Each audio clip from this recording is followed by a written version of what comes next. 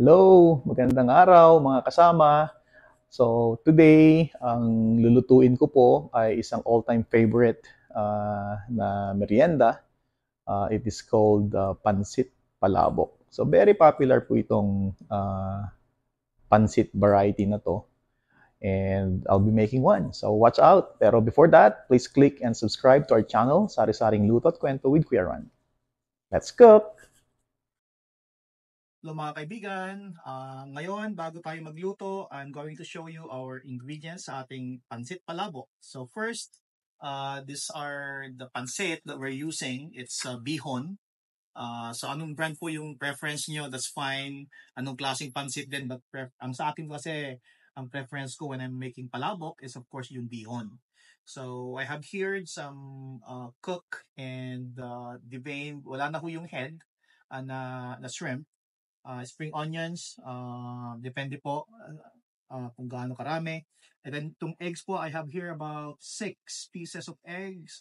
Boiled na po yan para po sa ating sauce mamaya and then sa garnishing. I'm using annatto powder for the color. Kung mayroon po kayong annatto seeds or yung atsuete seeds, pwede pong gamitin yon.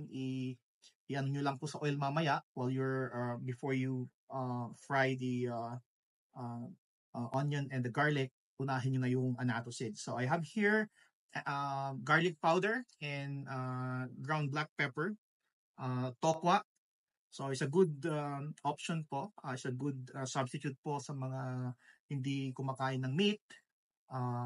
With the tokwa and the shrimp, pwede nyo pong damihan yon, i-modify nyo po yung amount. I have here tapioca or cornstarch. Tapioca starch po yung meron kami dito. So gagamitin ko lang po later on para sa thickening ng sauce sa slurry natin. And of course, hindi mawawala dyan yung ating ground chicharon. Kung meron kayong buo na chicharon, you can pound it and then gagamitin natin parang powder natin, chicharon powder. And then of course, bouillons. I have here pork and shrimp. Kasi nabili ko po na shrimp kanina, wala na po yung head. So hindi ko magagamit yun for the broth.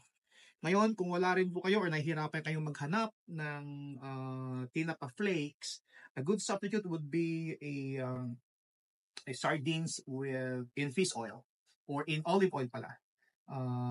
So, natry ko na po last time. You can buy any Asian store yung mga tawag nito sardines in olive oil. Papakita po ko yung paano yung gawin mamaya. And of course, I have fresh calamansi from my garden, from our backyard. Para po sa, kasi masarap ang palabok with calamansi. And then, of course, hindi mawawala dyan yung ating ground pork. So, sa mga vegetarian or hindi kumakain ng meat, a good substitute po sa ating ground pork would be tofu and shrimp. Pwede mo natin i-modify, damihan po natin yun, and also our fish, yung ating sardines in olive oil. And I think that's all that we need. Then let's start cooking. Okay, ngayon, we're using this size na pan. Let me, pag warm na yung ating pan, then we can put our oil.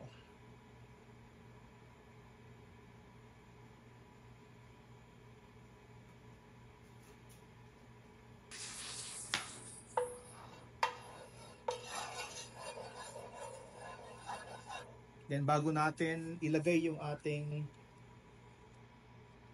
garlic and onions, pwede na nating ilagay dito yung ating annatto powder para mayroon ng kulay yung ating sauce mamaya.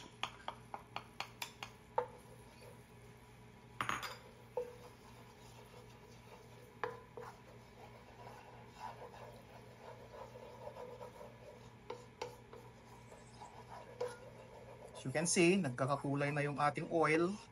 So, para na rin tayong ano yan, mayroon tayong atsuete oil or annatto oil. Yun yung ginagamit natin sa mang inasal or chicken inasal. Yan. So, same thing. Then, let's Heat up a little bit. Then sa akin, inuuna ko palagi yung onions. So, we can start gisa-gisa with our onion. There you go.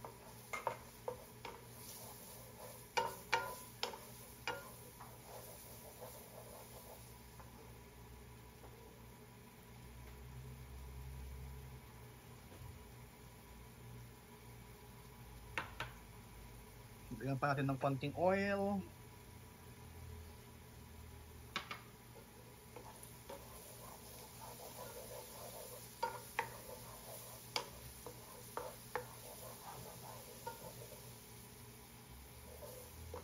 And pag medyo translucent na yung ating onion, we can put our garlic.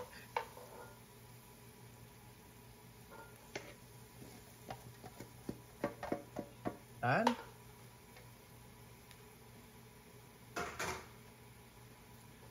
garlic is in. Diba, madali lang. So, huwag nating hintayin na ma-overcook yung ating garlic kasi mapait yan pag masunog yung garlic natin.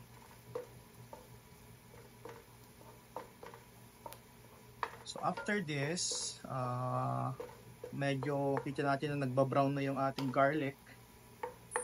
Kaya natin ilagay yung ating meat, ground pork.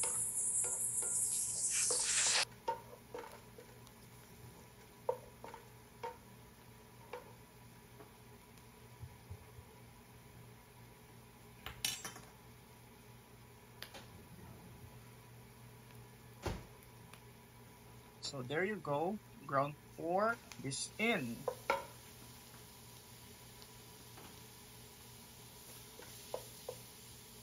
Yan, pwede nating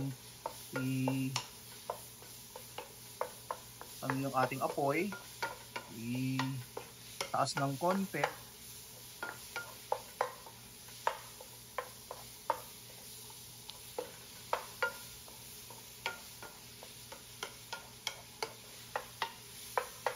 Diba, madali lang. So, pag medyo lumabas yung oil yung ng meat natin, kaya natin ilagay yung ating mash na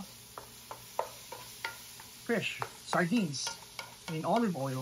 So, wag nyo alisin yung kanyang oil ha, kasi magagamit natin yan mamaya sa pagluluto. At saka mas malasa yung magiging sauce natin.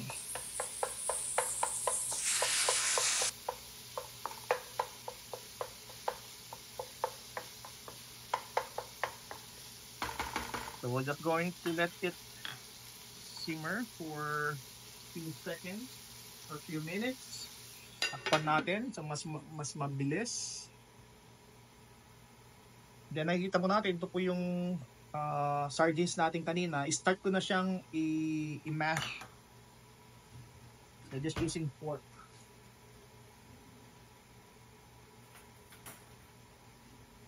Para hindi buo-buo yung ating sauce, palabok sauce mamaya. So yun. So ito po yung sabi ko kanina, is a good substitute po pag wala kayong mahanap na tinapa flakes. Sa dito sa States, lalo na dito, ang hirap maghanap minsan ng tinapa or pag wala na tayong time. Kasi diba, pag nakabili ka ng tinapa, i-flake, i-ano mo pa siya, iluluto, at the same time, gagawin nyo pa siyang flake. So, you know, kung wala na kayong time, ito na yung most, I think, convenient way to substitute for that. So, ito po, ang ginagawa ko ngayon, minamash ko na yung ating sardines. Diba? Maganda nito, meron na rin siyang smoky flavor para mas lalong magkalasa po yung ating palabok sauce. So yun, ito po mangyayari dito. So, you know, keep on mashing lang na ganyan. Then dadagdag natin mamaya sa ating sauce yan. Yan ang nangyari sa ating sardinas in olive oil. Ayan o. Yan natin, nagmamantika na.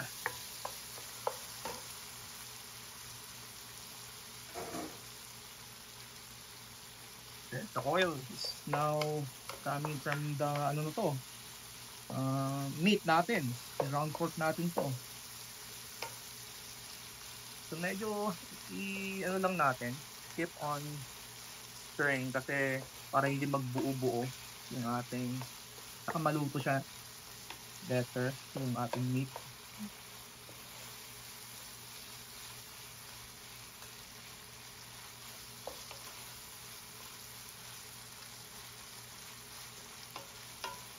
Siguro mga 2-3 minutes pa, we can now add yung ating water. About siguro initially mga 2 cups of water muna yung lalagay natin.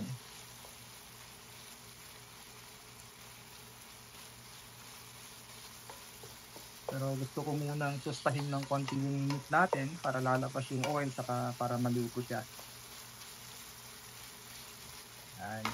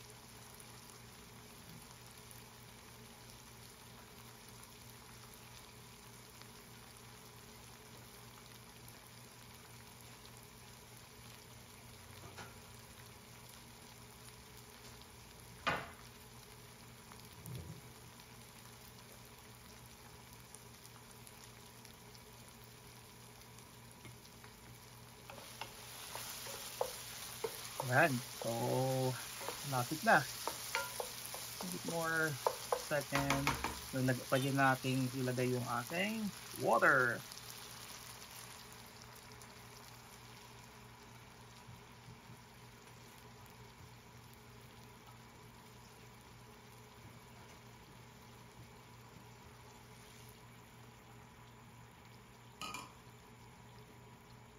Then let it simmer for 2-3 minutes or until mayroon tayong makikita na kulo.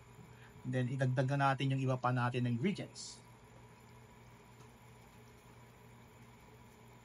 So we'll just cover it para mas mabilis mag-simmer yung ating niluluto. Ngayon, medyo naluluto na yung ating sauce. Ilagay natin yung ating pork bouillon.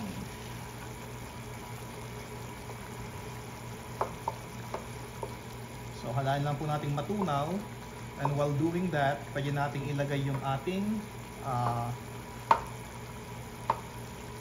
minash kanina na sardines.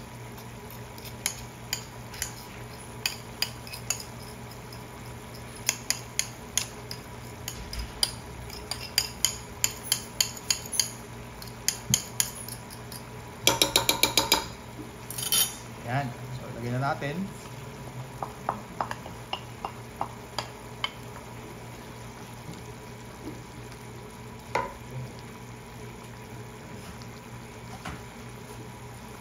So, ang bango na.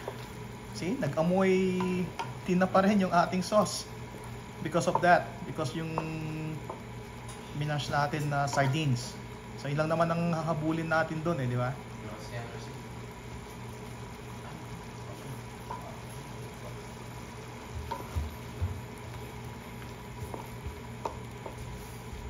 So, yan. So, malapit na.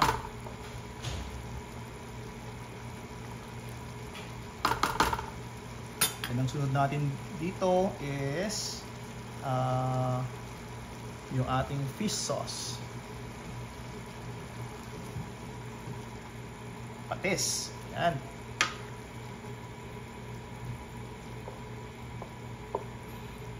Sabi ko nga kanina, depende po yun sa, pwede po kayong mag-adjust ng tubig. Let's say ngayon, nakikita ko medyo thick na dapat kasi sa palabok, umaapaw yung sauce para ma-appreciate nyo yung pagkain ng palabok. Ayaw nyo naman yung palabok na dry, di ba? So, dagdagan pa natin ng tubig.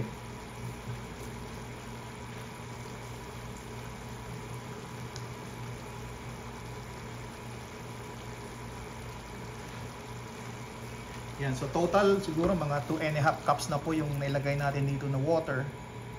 So takpan po ulit natin, and then later on patapos na yan. So pwede nating pwede ko nang i-boil yung bihon natin, yung pancit. So while waiting for this,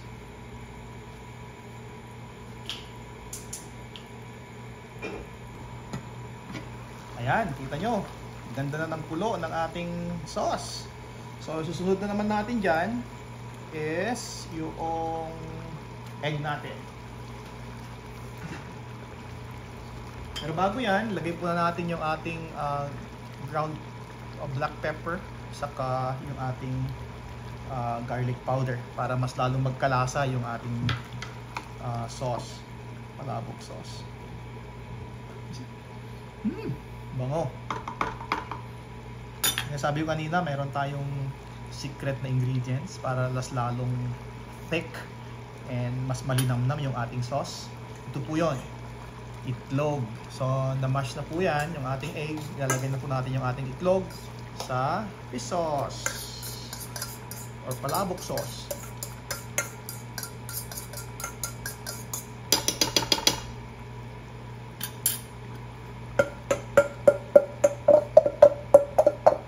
Creamy ang ating palabok sauce. Oh, kikita nyo, nagiging thicken na siya, oh. Di ba? Oh. Wala pang, hindi ko pa nilalagyan yan ng cornstarch. Pero nakikita nyo yung pag-thicken ng ating palabok sauce.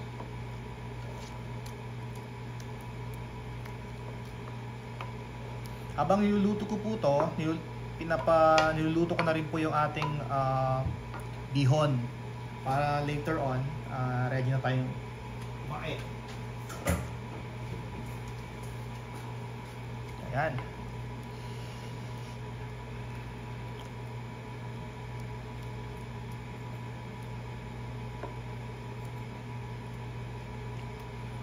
So ito yung isa, this is just one of the, sa akin hindi na sikreto, pero before, yun po yung ginagamit ko to thicken yung sauce natin without putting too much yung ating cornstarch, kasi minsan malalasahan mo pag puro cornstarch na lang yung palabok sauce mo. So sa akin, very minimum lang, at a bare minimum lang talaga yung ginagamit ko when I'm putting cornstarch. So ang ginagamit ko na pang pa-thicken is actually yung egg natin na na-mash. Saka ang pangalawang sikreto dyan later on is, yes, itong pounded na chicharon, itong ground chicharon. Yun pa yung isa na magpapathicken mamaya. Kasi yung iba, ginagamit lang nila yung chicharon on top of the, parang garnish lang, on top of the palabok, di ba? Pero sa akin, minimix ko na po siya sa sauce. At ilalagyan ko na rin ng konti, pero konti na lang sa ibabaw. So hayaan lang natin ulit na mag-simmer, and then we're almost ready na sa ating palabok. So takpan ko ulit po.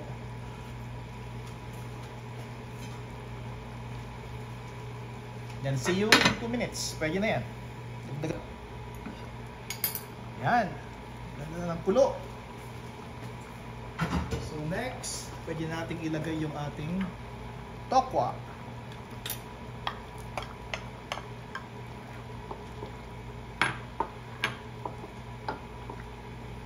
Yan. Saka sabi ko kanina, yung ating secret ingredient na isa, na pangalawa pala. So chicharon.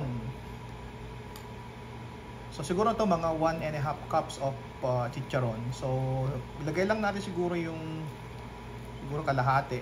Then later ang pang-garnish na natin yung, so ito rin po yung isa sa sikreto kung magiging thick yung ating palabok sauce without putting pa yung cornstarch natin. Saka magbibigay din po ng konting lasa. So kaya tansyahin po natin yung huwag masyadong maalat later on. Alalay lang tayo sa patis, or hindi ako gumagamit po pala ng toyo when I'm making palabok sauce. Ayan, kita nyo, medyo thick na siya, di ba?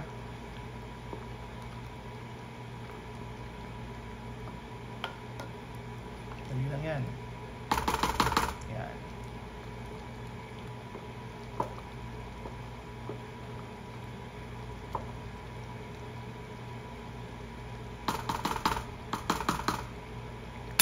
point, ilalagay ko na po yung ating slurry.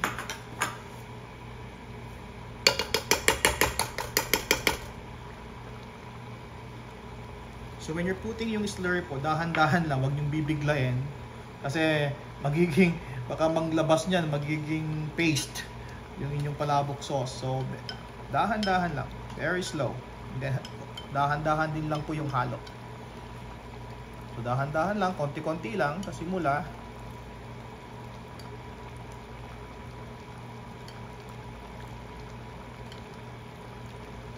Then haluin din po ng konti, dahan-dahan. Pero wag niyo rin po patagalin yung halo kasi magiging pasty po yung magbubuo. Ayan.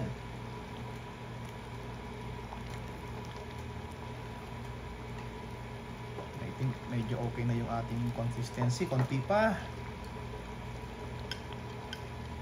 Konti na lang.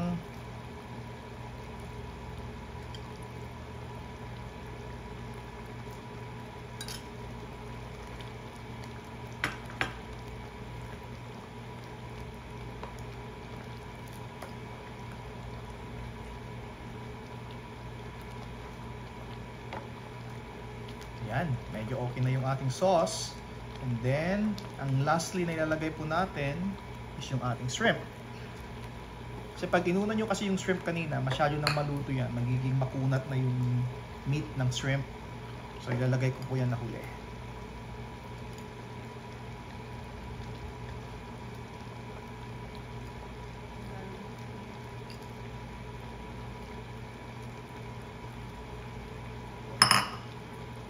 Yan. So, siguro mga 30 seconds more. Pwede na yan. At this point, titikman ko na po kung kailangan tayo mag-adjust sa ating sauce.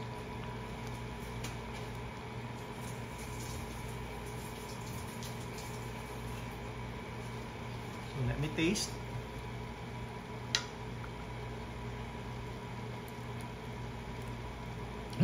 Perfect. Tamang-tama. Yung alat and everything. Yung consistency, yung lapot ng ating sauce. As you can see, oh, tamang-tama lang po. Saka yung smoky nung sardines kanina, oh my god, lasang-lasa. Ayan, so pwede ko nang patayin to. And then we're done. And then magpi-plating na lang po ako. Yun, we're doing the plating. Luto na.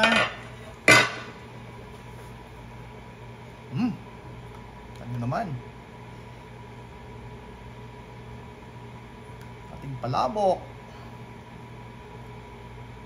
Sabi ko nga, pag nagluto tayo ng palabok, huwag tayong magtipid sa sauce. Dapat umaapaw sa sauce ang ating palabok.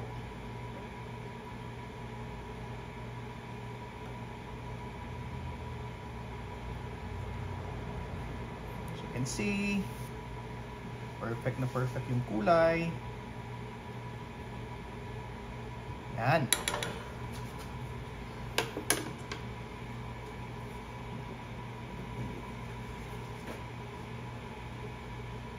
So, kuha pala tayo ng shrimp sa ating garnish. So, depende po sa inyo. Pwede po yung malaki na shrimp. Eh, yung meron kami dito, yung ganito lang na size. So,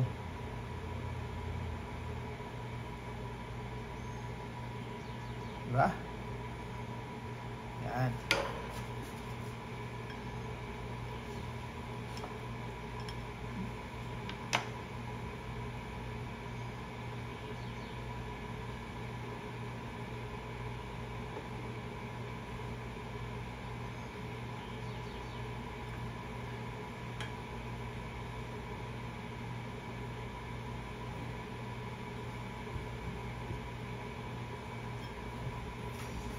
So this is our pansit palabok. Na-try tikman natin, okay? Ngayon, titikman natin yung ating niluto na pansit palabok. Kita nyo naman yung sauce. Oh, by the way, huwag natin kalimutan, ang magpapasarap pa dito is the calamansi.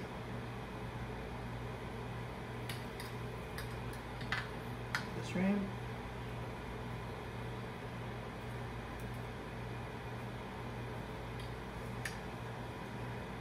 So good.